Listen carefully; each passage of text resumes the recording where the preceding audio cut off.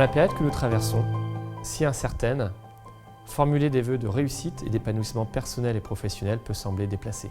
Beaucoup d'entre vous ont subi et subissent encore les conséquences de la maladie, comme celle de la crise économique et sociale. Dans ces moments si difficiles, la mobilisation collective, la mobilisation de chacune et de chacun d'entre vous a été au rendez-vous durant ces derniers mois. Je tiens tout particulièrement à remercier de leur engagement tous les élus de nos 41 communes, maires, adjoints, conseillers, qui n'ont cessé de ménager ni leur temps ni leur peine pour être à vos côtés. Je remercie aussi très sincèrement les élus communautaires et je voudrais exprimer notre reconnaissance envers tous nos agents de nos différents services qui, dans des conditions difficiles, n'ont cessé d'exercer leur mission de service public.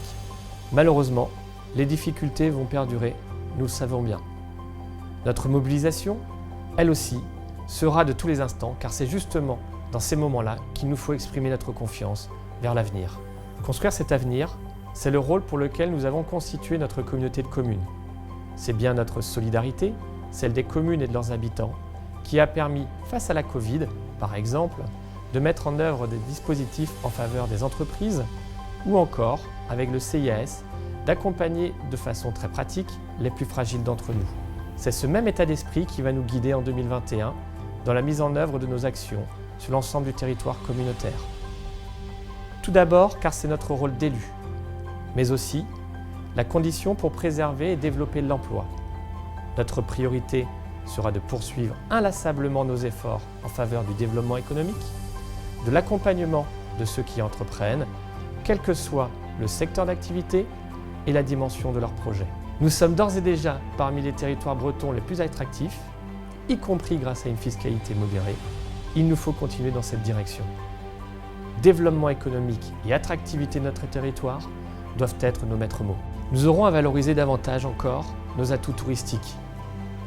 Nous avons des sites remarquables qui, pour certains d'entre eux, ont une notoriété nationale. Je pense notamment au lac de Gare-les-Dents, que nous allons encore amplifier.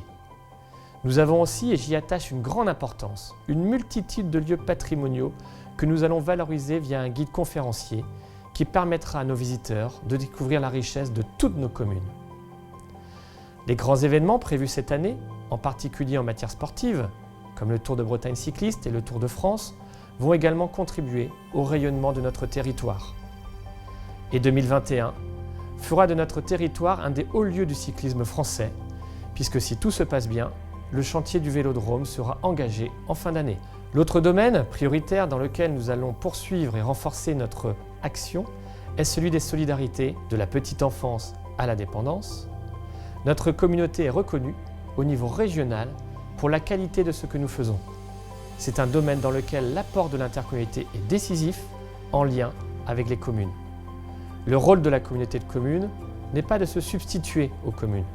Il est d'apporter, dans les domaines que nous avons décidés ensemble, cette formidable capacité d'agir qui fournit notre union et notre solidarité. Ce sont par exemple les dispositifs d'accompagnement des communes que nous venons de voter pour favoriser l'attractivité et le dynamisme des centres-bourgs et centres-villes. L'amélioration en matière de consommation d'énergie, et c'est aussi ce qui va nous conduire dans les prochaines semaines à l'adoption du PLUI, Plan local d'urbanisme intercommunal, outil qui nous donne les moyens d'un développement harmonieux et maîtrisé. Vous le voyez, les sujets ne manquent pas.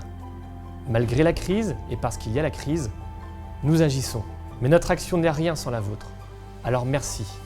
Merci à vous, agriculteurs, commerçants, artisans, chefs d'entreprise, salariés, responsables d'associations ou bénévoles de notre territoire. En mon nom et au nom de l'UDA Communauté, je vous adresse mes vœux les plus sincères et les plus chaleureux pour cette nouvelle année.